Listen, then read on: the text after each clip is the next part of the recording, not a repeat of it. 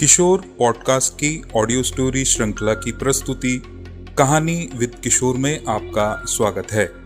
आज हम आपके लिए लेकर आए हैं गुरुदेव रविंद्रनाथ टैगोर जी की लिखी हुई कहानी गुप्तधन। गुप्तधन प्रकाशित हुआ था 1906 में। मुख्य चरित्र में मृत्युंजय, सन्यासी, हरिहर। कहानी पाठ में सूत्रधार और अन्य चरित्र में किशोर। अपने सभी श्रोताओं की बात ध्यान में रखते हुए हमने कहानी की भाषा को थोड़ा सरल किया है। लीजिए, प्रस्तुत है गुप्तधन। अमावस की अंधेरी रात में मृत्युंजय तांत्रिक पद्धति से अपने पुरानी कुलदेवी जय काली की पूजा करने बैठा है। पूजा खत्म करके जैसे ही उठा, पास के आम के बगीचे से भोर के पंछी चहचहाने लगे। मृत्युंजय पीछे पलटकर देखा, मंदिर का दरवाजा बंद था। उसने देवी के पैर छूकर वेदी को हटा दिया। उसके बाद उसने वेदी के नीचे से लकड़ी का एक बक्सा निकाला। अपने जनेऊ में लगी हुई चाबी से उसने बक्सा खोला। खुलते ही चौंक कर अपना सर पीटने लगा।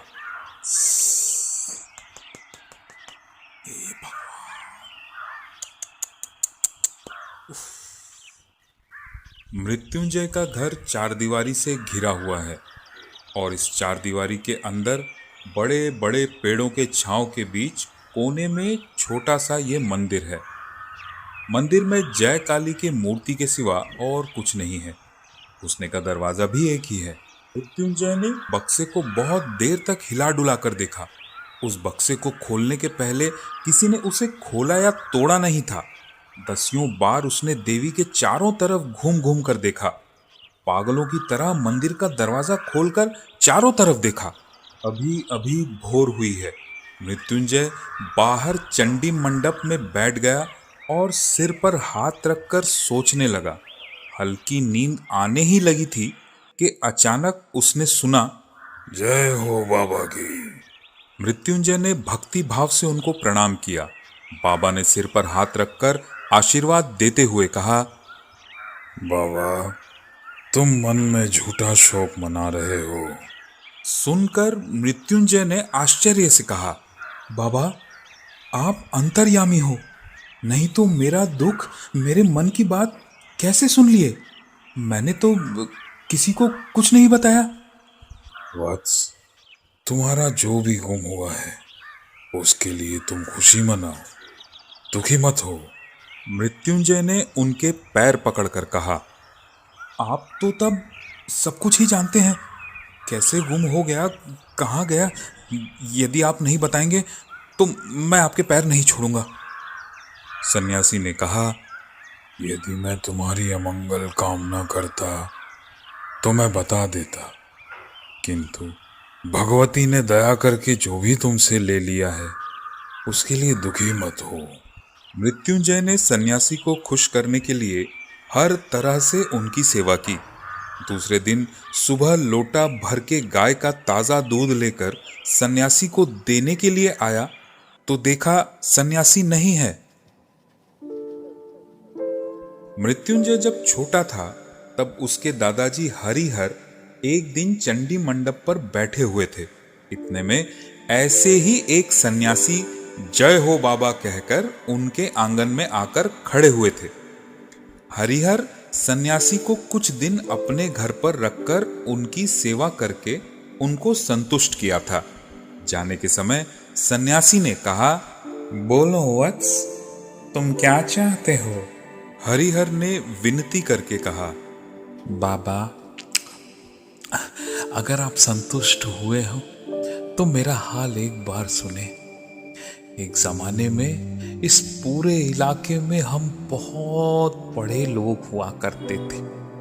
मेरे परदादाजी ने मेरे दादाजी का ब्याह जिस लड़की से किया था, उस लड़की के परिवार के लोगों ने ही हमें धोखा देकर हमसे सब कुछ छीन लिया और हमसे ज्यादा अमीर हो गए। उनका अहंकार अब मुझसे सहन नहीं होता। बाबा, मुझे बताएं, हम ऐसा क्या करें कि फिर से धनी लोग बन जाएं? बाबा ने हंसकर कहा, जितना है उतने में ही सुखी रहो। ज्यादा पाने का प्रयास तुम्हारे लिए ठीक नहीं होगा। लेकिन हरिहर ने उनको नहीं छोड़ा। तब बाबा ने अपनी झोली में से कपड़े में बंधा हुआ एक कागज निकाला। कागज लंबा और गोलाकार में मुड़ा हुआ था। बाबा ने कागज खोलकर हरिहर के सामने रखा।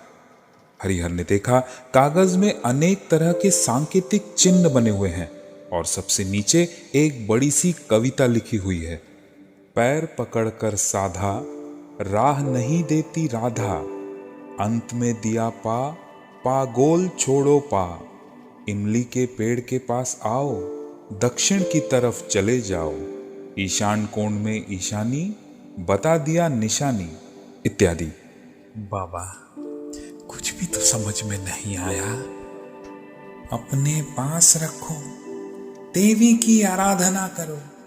उसके प्रसाद से ही तुम्हारे वंश में कोई ना कोई इसे जरूर समझेगा। तब उसे इतना धन मिलेगा कि पूरी दुनिया में उसकी कोई तुलना नहीं कर पाएगा। हरिहर ने विनती करके कहा, बाबा, कुछ तो समझा दीजिए। नहीं, साधना करके ही समझना पड़ेगा। उसी समय हरिहर का छोटा भाई शंकर वहां पर आ गया। हरिहर ने जल्दी से कागज को छुपाने की कोशिश की। यह देख सन्यासी ने कहा, धनी बनने का दुख अभी से शुरू हो गया, लेकिन छुपाने की जरूरत नहीं है, क्योंकि इस रहस्य का भेद कोई एक ही जान पाएगा। कितनी भी कोशिश कर लो, उसके अलावा और कोई नहीं जान पाएगा।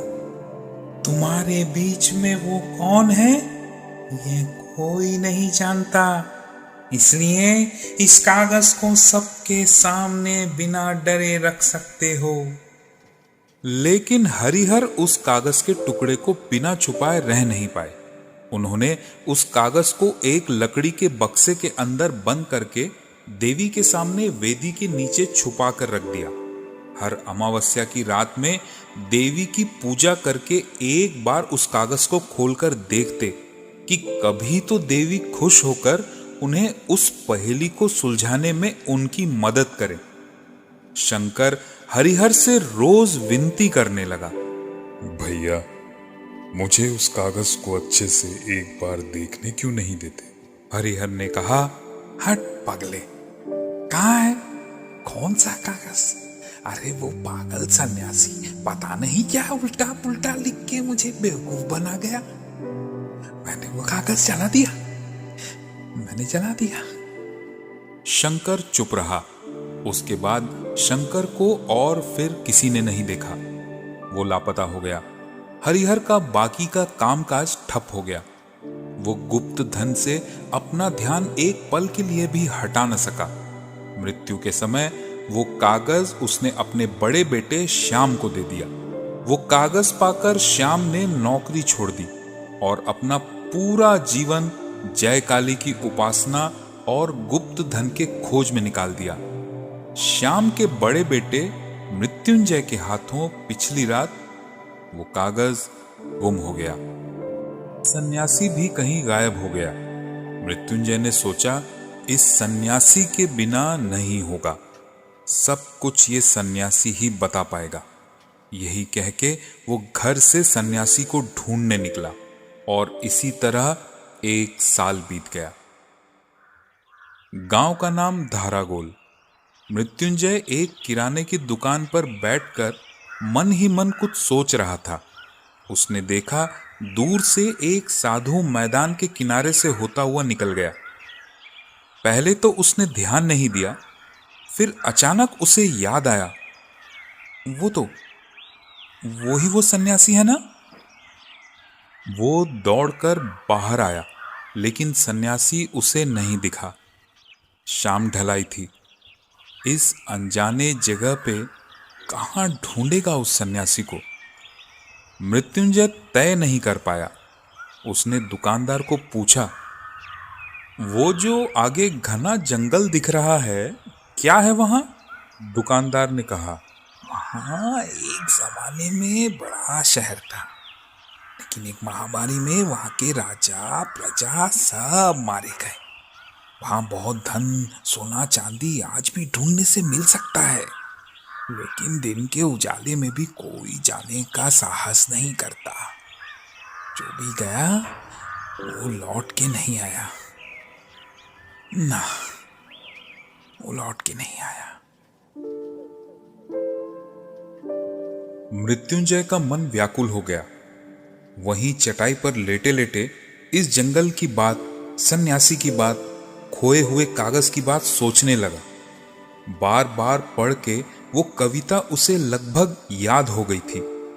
पैर पकड़कर साधा, राह नहीं देती राधा, अंत में दिया पा, पागोल छोड़ो पा। सोचते सोचते परेशान हो गया। भोर में जब उसे नींद आने लगी, तब सपने में इस 4 लाइन का मतलब समझ में आ गया। राह नहीं देती राधा, राधा में राह नहीं रहे तो धा बचेगा। अंत में दिया प मतलब धारा, पागोल छोड़ो पा, पागोल पा छोड़े तो बचेगा गोल, माने सब कुछ मिला के होगा धारा गोल। इस गांव का नाम भी तो धारा गोल है। सपना टूट गया। कूद के उठ पड़ा वो। पूरे जंगल में भटक कर शाम को किसी तरह रास्ता ढूंढ के मरने की हालत में गांव लौटा मृत्युंजय। दूसरे दिन अपने चादर में थोड़ा सा चिवड़ा बांध के फिर से जंगल की ओर निकला। शाम को एक तालाब के पास आकर रुका। तालाब का पानी बीच में साफ था, चारों तरफ कमल के पत्ते और पौधे। वो पत्थर से बना हुआ घाट टूटा पड़ा था। वहां उसने चिवड़े को पानी में भिगोया और खाकर तालाब के आसपास की जगह देखने लगा। तालाब के दक्षिण की तरफ आकर मृत्युंजय चौंक कर रुक गया। उसने देखा एक इमली के पेड़ के साथ एक बड़ा सा बरगद का पेड़ सीना ताने खड़ा है। तभी उसे याद आया, इमली के पेड़ के पास आओ, दक्षिण की तरफ चले जाओ। दक्षिण में कुछ दूर जाते ही घने जंगल के अंदर आ गया मृत्युंजय। उसने तय किया इस पेड़ की जगह को याद रखना ही पड़ेगा। इसी पेड़ की तरफ लौटते वक्त उसे पेड़ के पीछे एक मंदिर का चूड़ा दिखाई दिया। आगे बढ़कर उसने देखा एक टूटे फूटे मंदिर में एक चूल्हा, कुछ जली हुई लकड़ियां और राख पड़ी हुई है। बहुत ही सावधानी से मृत्युंजय ने टूटे हुए मंदिर के अंदर झांक कर देखा। वहां कोई नहीं था, मूर्ति भी नहीं, बस एक कंबल, कमंडल और गेरुआ चादर पड़ा हुआ था। शाम ढलने लगी। गांव बहुत दूर है। अंधेरे में रास्ता ना भटक जाए, इसीलिए इस मंदिर में किसी इंसान के होने से मृत्युंजय खुश हुआ। मंदिर से एक पत्थर टूटकर दरवाजे के पास गिरा पड़ा था। उसी पत्थर पर बैठकर मृत्युंजय अपने सिर पर हाथ रखकर सोच रहा था कि इतने में उसने पत्थर पर कुछ लिखा हुआ देखा। उसने झुककर पढ़ा और देखा कि एक चक्र बना हुआ है। उसके अंदर कुछ सांकेतिक भाषा में लिखा हुआ है। इस चक्र को मृत्युंजय पहचान गया। वो बैठ के काली नाम जपने लगा। उसी समय उसने जंगल में एक जगह आग जलते हुए देखा। मृत्युंजय उसी आग की तरफ बढ़ने लगा। बहुत तकलीफ से कुछ दूर जाकर एक पेड़ की आड़ से उसने साफ साफ देखा, वही सन्यासी आग की रोशनी में उसी कागज के टुकड़े को नीचे रखकर लकड़ी के टुकड़े से ध्यान लगाकर राख में कुछ हिसाब लिख रहा था। सन्यासी राख में कुछ लिखता, फिर एक स्केल से जमीन में कुछ मापता, कुछ दूर जाकर सिर हिलाकर वापस आके फिर कुछ लिखने लगता। ऐसे करते करते जब भोर होने को आई, सन्यासी अपना सामान और कागज उठा के चला गया। मृत्युंजय क्या करेगा समझ नहीं पाया, लेकिन इतना समझ गया कि सन्यासी के मदद के बिना वो इस कागज के रहस्य का भेद खोल नहीं पाएगा। लालची सन्यासी उसकी मदद नहीं करेगा, ये भी उसे पता था। तो फिर सन्यासी के ऊपर चुपचाप नजर रखने के सिवा और कोई दूसरा रास्ता नहीं था। लेकिन दिन के समय वो गांव नहीं गया तो खाना नहीं मिलेगा, इसीलिए कल सुबह एक बार गांव जाना ही पड़ेगा। भोर होते ही वो पेड़ से उतर गया। जहां सन्यासी बैठ के हिसाब कर रहा था उस जगह को अच्छे से देखा, लेकिन उसे कुछ समझ में नहीं आया। मृत्युंजय सावधानी से चारों तरफ देखते देखते गांव की तरफ चलने लगा। उसे डर था कहीं सन्यासी उसे देख न ले। गांव में एक महिला ब्राह्मण भोज करा रही थी। मृत्युंजय ने दोपहर का खाना वहीं खाया। भोज के बाद जैसे ही वो किराने की दुकान में चटाई बिछाकर लेटा, उसे गहरी नींद आ गई। मृत्युंजय ने तय किया था कि जल्दी से खाना खाकर वो जंगल की तरफ निकल जाएगा, लेकिन उसका उल्टा ही हुआ। जब तक उसकी नींद खुली तब तक सूर्य अस्त हो चुका था। मृत्युंजय रुका नहीं, अंधेरे में ही जंगल में प्रवेश किया।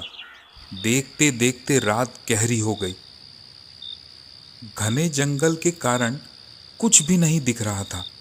मृत्युंजय किस तरफ जा रहा था उसे समझ में नहीं आया। जब भोर होने को आई, मृत्युंजय ने देखा वो पूरी रात जंगल में एक ही जगह घूमता रहा। सन्यासी अपने हिसाब में बार बार गलती करते हुए आखिर में एक सुरंग के द्वार के सामने पहुंच गया और मशाल लेके अंदर चला गया। सुरंग के दीवारों में काई जमी हुई है और बीच बीच में पानी टपक रहा है। इस चिकने रास्ते पर आगे बढ़ते हुए सन्यासी ने देखा सामने एक दीवार खड़ी है। रास्ता बंद। फिर से उस कागज को निकालकर सिर पे हाथ रखकर सोचने लगा। वो रात ऐसे ही कट गई। दूसरे दिन हिसाब करके फिर से सुरंग में अंदर गया। उस दिन कागज के गुप्त संकेत देखकर एक खास जगह से छोटे पत्थर को हटाकर एक रास्ता ढूंढा। उस रास्ते पर चलते चलते फिर एक जगह आकर वो रास्ता बंद हो गया। इस तरह 5 दिन बीत गए। अगले दिन सुरंग में घुसते ही सन्यासी ने कहा, आज मैंने रास्ता ढूंढ लिया। अब मुझसे कोई गलती नहीं होगी। रास्ता बहुत कठिन था और कहीं कहीं इतना संकरा कि झुककर चलना पड़ रहा था। बहुत ही तकलीफ से मशाल लेकर चलते चलते सन्यासी एक गोल कमरे के जैसे जगह पर आकर पहुंचा। उस कमरे के बीचों बीच एक बड़ा सा कुआं था। मशाल की रोशनी में भी सन्यासी को उस कुएं की गहराई नहीं दिखी। कमरे के बीचों बीच एक मोटा लोहे का सरिया कुएं में सीधा नीचे चला गया था। उस मोटे सरिये को पकड़कर जैसे ही सन्यासी ने हिलाया, एक जोर की आवाज कुएं से निकलकर पूरे कमरे में गूंज गई। सन्यासी जोर से चिल्लाने लगा, मिल गया, मिल गया, मिल गया। आगे की कहानी जानने के लिए सुने अगला भाग।